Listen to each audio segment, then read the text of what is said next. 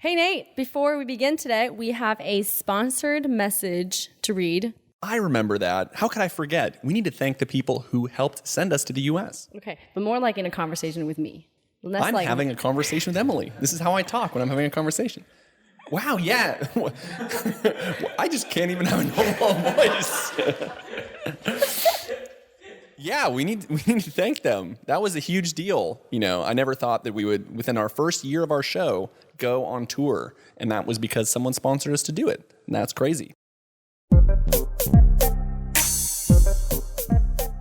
This episode is supported by the Cypress River Advisors, a U.S.-based technology and media strategic advisory firm. Is it the Cypress River Advisors or just Cypress River Advisors? Like, is the Cypress River a place? I don't know what to say to that, but they do a lot of cool things. Yeah, they do, don't they? They sponsor ARPA-E, which is a new energy conference. They fund research into air pollution monitoring. They also fund battery research. They do a lot of cool stuff, and I'm very grateful that they would support something which is rather soft, like our show. All right. Play the tape. Hi, I'm Nature Nate. And this is Waste Not, Why Not? A podcast on how not to save the environment. I'm an environmental researcher based in Taiwan, focusing on ocean energy and waste issues. And I had promised you sweet 2020 AAAS annual meeting content.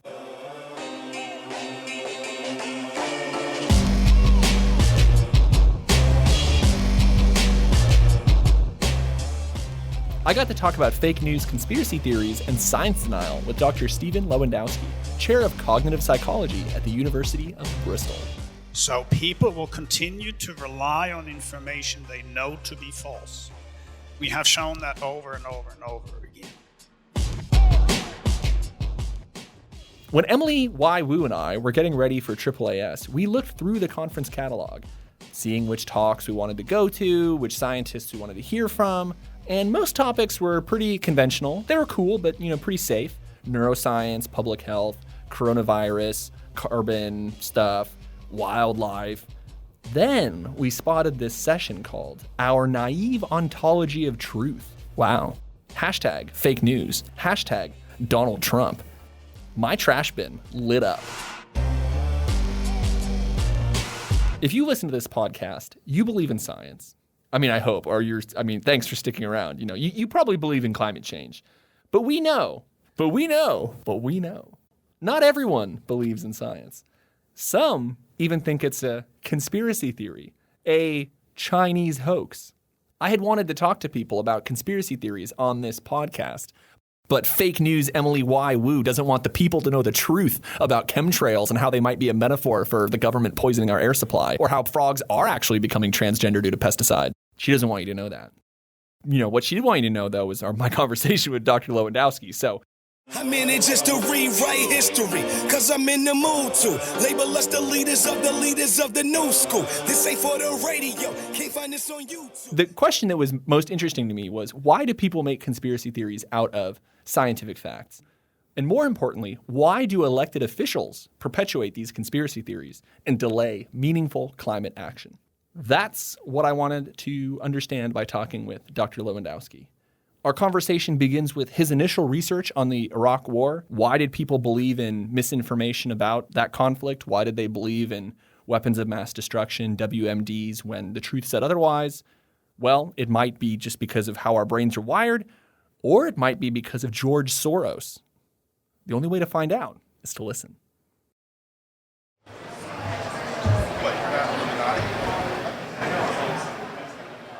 Here it is, our very first live interview recorded at the annual meeting of the American Association for the Advancement of Sciences in Seattle in mid-February. And the theme of that annual meeting was Envisioning Tomorrow's Earth, something that I am extremely worried about. My name is Nate Maynard, Nature Nate, and I'm from Waste Not, Why Not, a podcast on how not to save the environment, produced by Ghost Island Media. We are a sustainability podcast and came from Taiwan, so we're kind of an ironic sustainability podcast. Today, we are on the AAAS annual meeting SciMike studio stage, presented by This Study Shows by Wiley. Today, I'm very happy to have Stephan Lewandowsky join us. He is the chair of cognitive psychology at the University of Bristol, and we're going to talk about climate change denial and conspiracy theories. And before we get into that, you flew all the way from Bristol to come here, is that right? I did yesterday, okay. yes. And so what is so special about AAAS? What brings you here? Well, it's one of the major international conferences every year for the scientific community, and the specific reason I'm here is because the European Union's Joint Research Centre invited me to come participate in one of their panels this morning where I talked about some of the issues we're also going to be talking about. Okay, great. And is there one message that you're trying to get across to AAAS this year? Well, we can't give up. These are challenging times for scientists, especially those who are working on issues that are politically relevant, which is actually a surprising number of us. And in these challenging political times, being a scientist, trying to conduct evidence-based research for evidence-based policy is, depending on what country you're in, sometimes very difficult. Okay, and your kind of public research started around 2007 on the Iraq War, is that right? Yes, that's about right. But of course, we started collecting the data sooner in 2003 during the actual invasion of Iraq. And what triggered this was that I was living in Australia at the time, and I was following the media coverage of the Iraq War.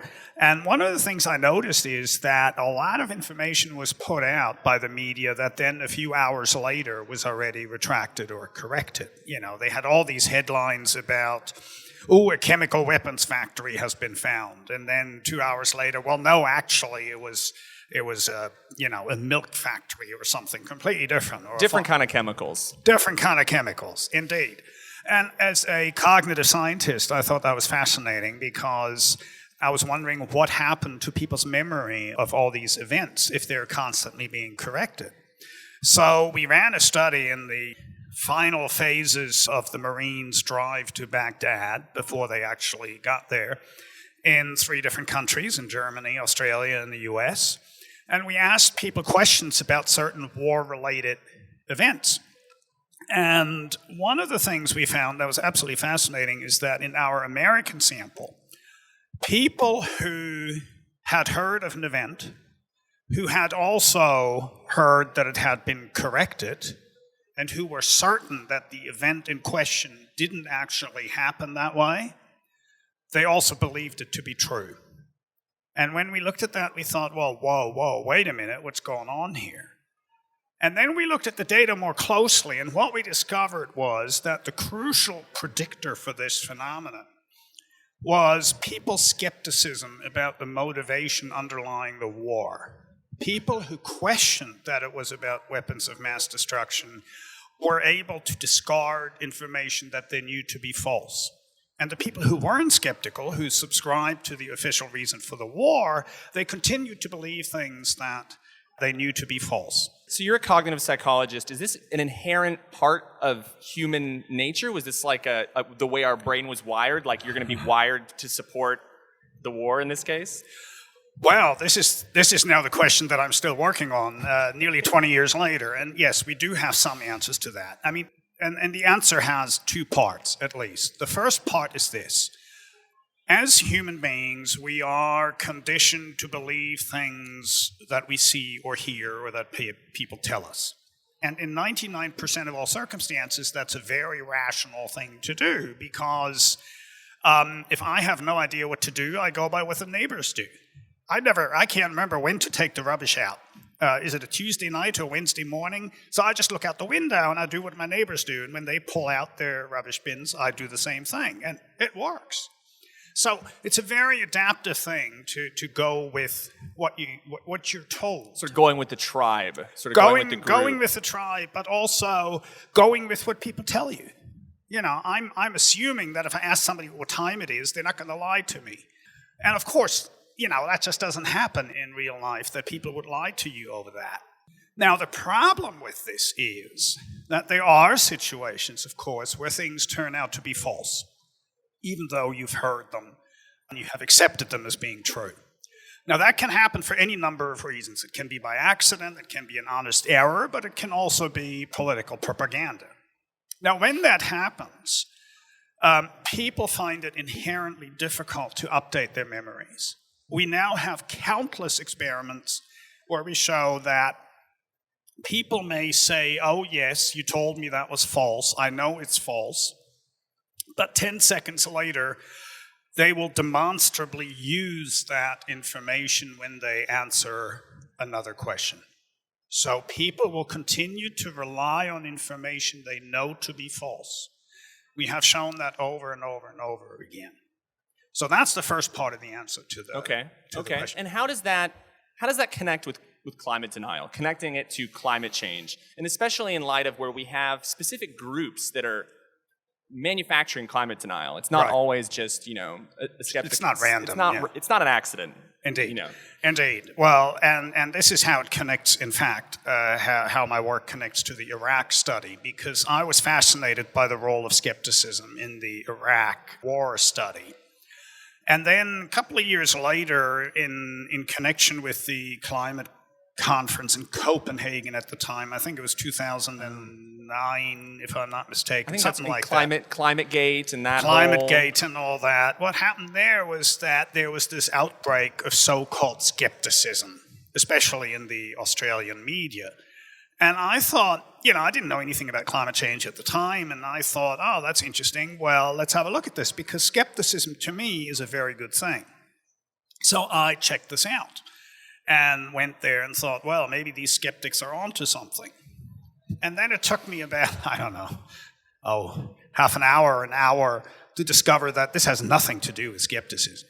The stuff that they were calling skepticism was just a fairly random concoction of ideas that were mutually incoherent and that smelled of a conspiracy theory. And so for those that don't know, ClimateGate was related to the release of documents related to climate models during Copenhagen, and it really torpedoed the entire climate negotiations during that time period. That's just...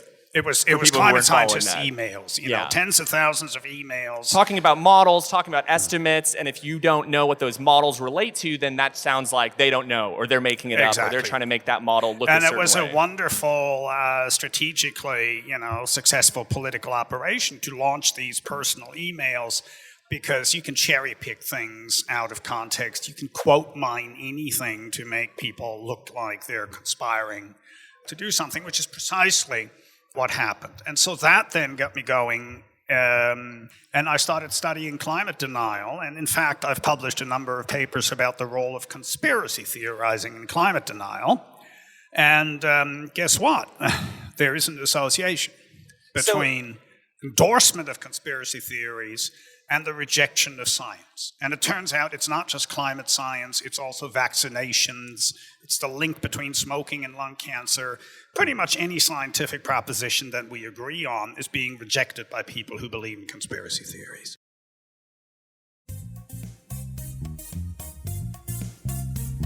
We have a lot more exciting conversations with experts, scientists, researchers coming up in the coming weeks. And if you want to hear more of this kind of content, the best way to do that is to support us on Patreon. It costs money to fly. It costs money to go on tour. And if you support us through Patreon, we can do that more often. We could maybe even come to your city and talk to some experts there. Maybe you're an expert. We can come talk to you. Head on down to patreon.com/wastenotwhynot. So become a Patreon and support us today. So are there certain conspiracy theories that are more likely to connect with climate denial? Because to me, I think flat Earth would stand out. Sort of believing the Earth is flat, you're not going to believe in climate change because you're not really even believing in the Earth as we scientifically understand it. Well, I find the flat Earth situation fascinating, but I haven't studied it, and I never used flat Earth in my research, because at the time I did my research, that didn't even exist.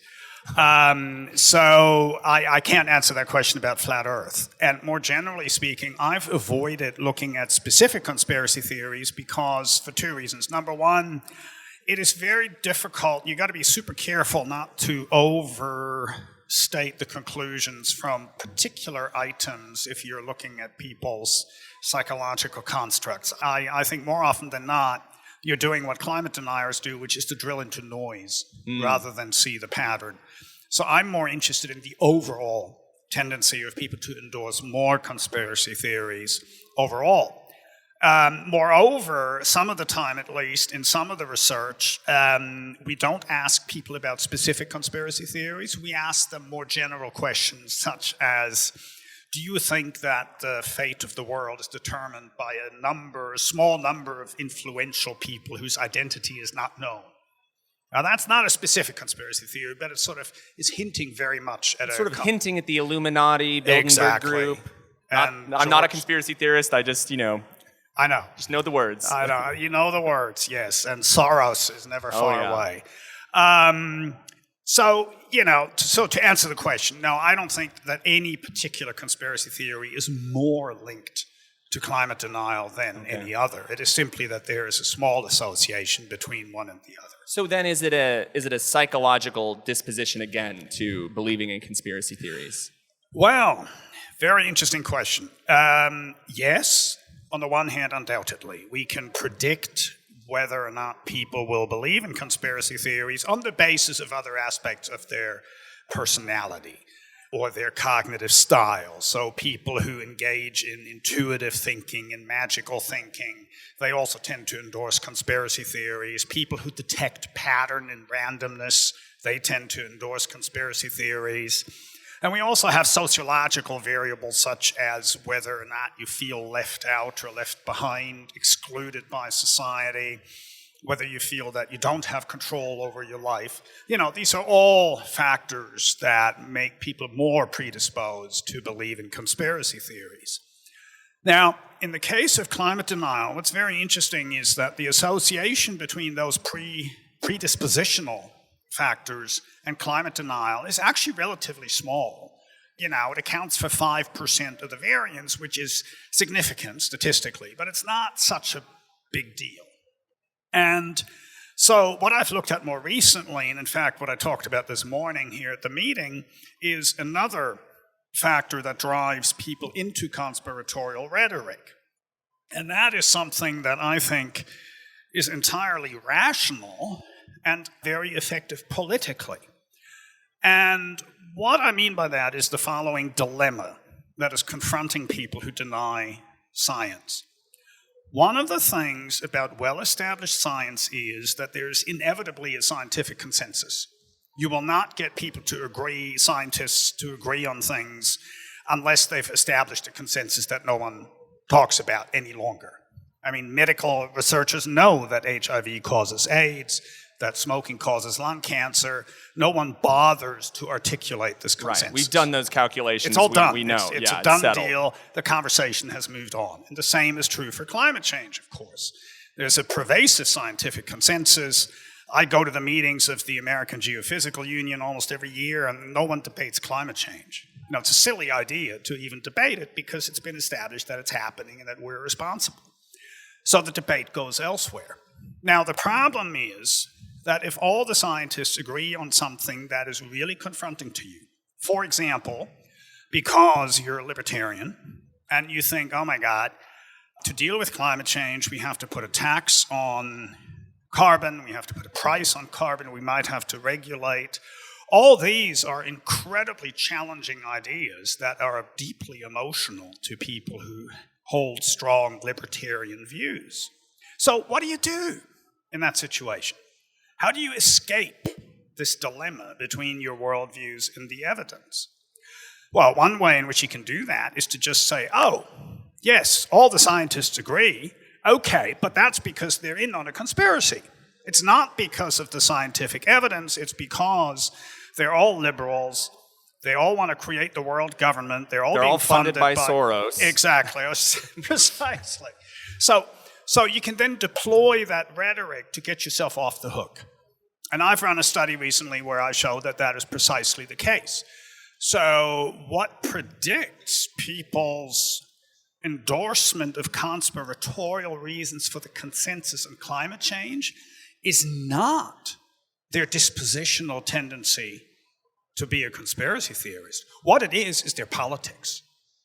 It is their worldviews. Strongly libertarian, conservative participants, when confronted with the scientific consensus, will tell me this is due to a hidden political agenda and, running after the money, etc., etc. All these conspiratorial reasons. And it's the politics that's driving it, not their disposition to be a conspiracy theorist. So then this might be a difficult question, but then what do we do? What do we do in this world, in this era where we have certain people in power disseminating these conspiracy theories, having these different politics? What's something that we could do at a macro level? What's something we could do as individuals? Yeah. Well, at the macro level, I think one of the things you can do is you can what we call inoculate people against misinformation generally, but also specifically conspiracy theories. And I've done some work on that, so have others, Sander van der Linden at the University of Cambridge in particular.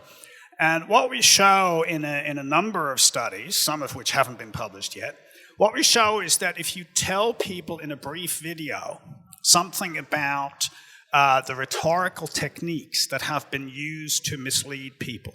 For example, if we tell people how the tobacco industry has used this technique of fake experts to create the appearance of a scientific debate long after that had been concluded. When we tell people about that, then they become more resistant to a similar strategy being used by climate deniers.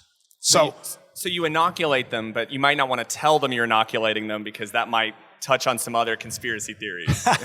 Well, I think in our experiments, of course, we tell them this is an experiment, so they know they're in the experiment. In reality, I think we can be totally transparent about it. We can say, well, look here, this is a public service announcement. We know from research that misleading argumentation relies on the following ways to mislead you. Most people don't like being misled, if you ask them. So why wouldn't they watch a 3-minute video that tells them something about cherry picking or the role of incoherence in climate denial? We don't even have to mention climate denial. We can be totally generic in our training of people to recognize bad argumentation that is unlikely to be true. And we can do that without commenting on the content of the bad information itself, which I think is very important to step. Okay, so make videos, disseminate videos to people explaining the tools that are being used to mislead Precisely. them. And then is there some, like, what about my weird uncle? Is there some way I can talk to him? The weird uncle. Everybody has a weird uncle. I wonder why it's always uncles. It's never parents. No one owns up to their parents being weird. It's always the uncle. I have yet to meet the brother who Well, my parents were not pro-vaccine, I'll say that. Okay. What can you do there? Well, it depends on the context. If you're talking to somebody who's absolutely committed to the idea of climate denial or contrails or some other conspiracy theory, then, having a casual conversation over a barbecue or a Thanksgiving dinner is probably not going to achieve anything other than get you upset. And the rest of the family too, because it descends into a shouting match.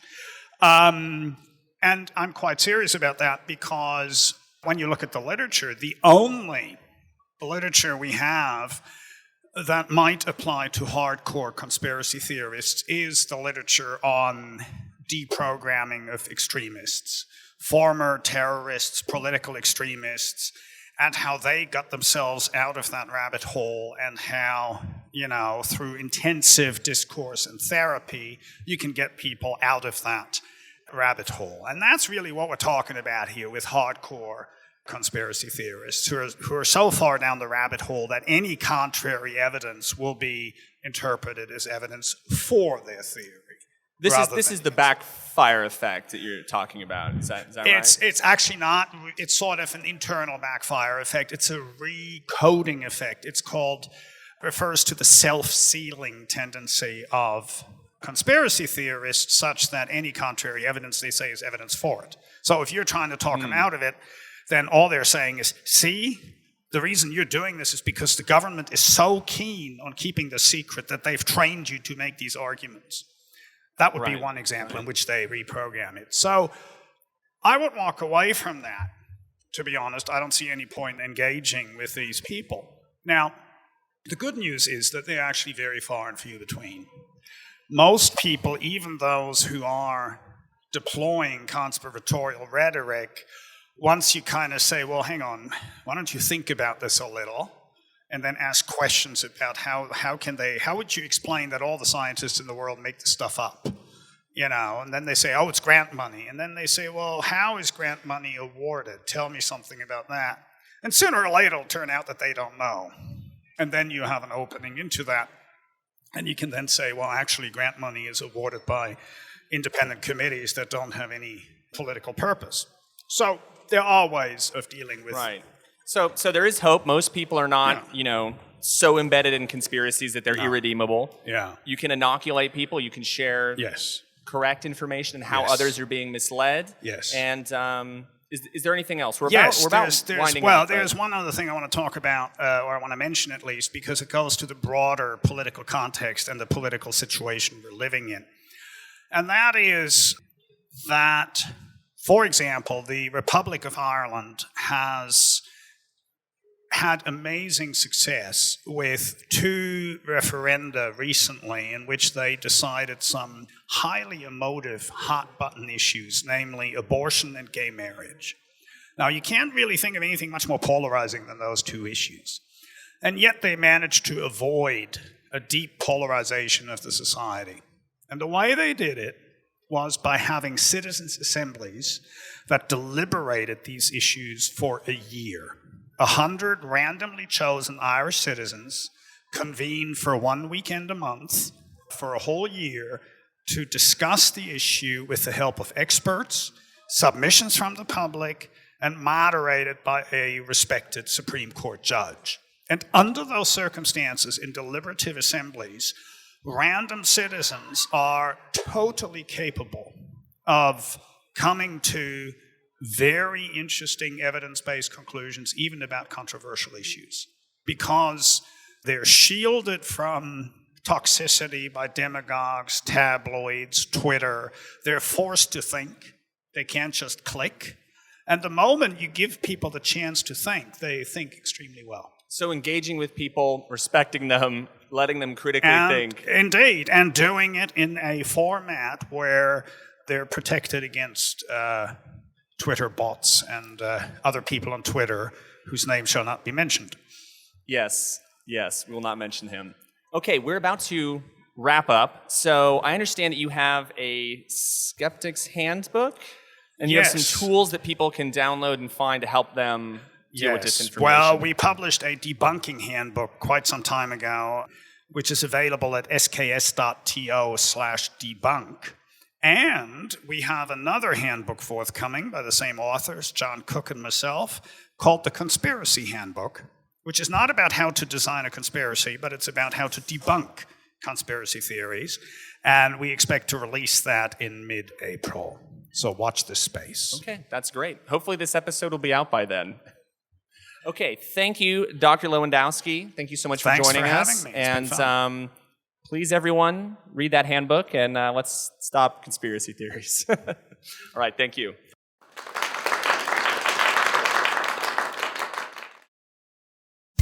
This episode is brought to you by the United Nations Agenda 21 initiative. We want to solve climate change by eliminating the thing that causes it, human beings. That's right. The only way to save our planet is through planned, sustainable degrowth.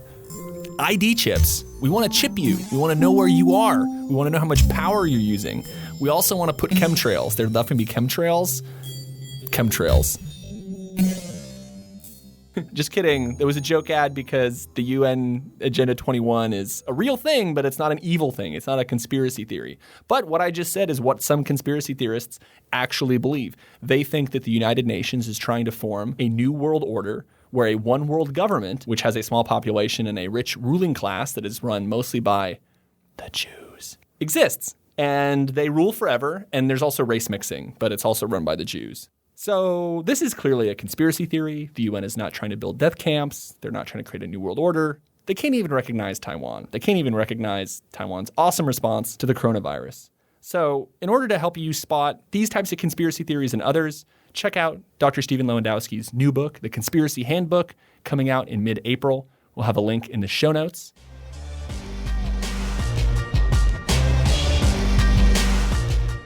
I think the thing that I took away most from my conversation with Dr. Lewandowsky, and the thing that I've told other people since talking with him, was that conspiracy theories are not necessarily just this like innate quirk of human nature. I mean, I always thought it was some of that, some ignorance, but really conspiracy theories are manufactured disinformation that is economically advantageous for certain parties.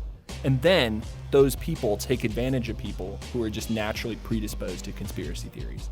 People who are economically disadvantaged, people who are politically disadvantaged, or people who feel either of those ways.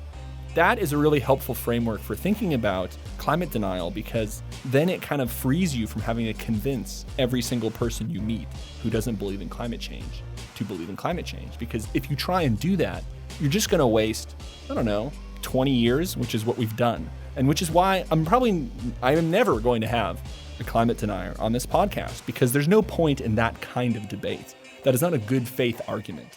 We can have a lot of debate about how we should address climate change, but I don't think we ever really need to debate, should we address climate change, because that is a physical fact. And this is useful because you can just save yourself a lot of time. You don't need to debate everyone, especially if they are showing signs that they are not going to have a good faith argument with you. And I think the environmental community just wasted a lot of time with those debates. So why not have real conversations with people who are actually going to care about what you're going to say?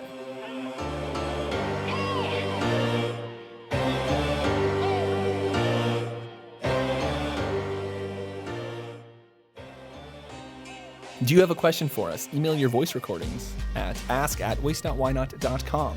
Give us a good rating on Apple Podcasts. Seriously, we got 1 star recently. Become a monthly supporter on Patreon. We are Waste Not Why Not on Patreon and Waste Not Pod on Twitter. Follow us on Twitter. We actually have good Twitter content now. This has been Ghost Island Media Production. This episode was produced by Emily Y. Wu and myself, edited by Emily Y. Wu and Yu Chun Lai, branded sound by Thomas Lee. Thanks for listening. Bye-bye. Head on down to patreon.com/wastenotwhynot.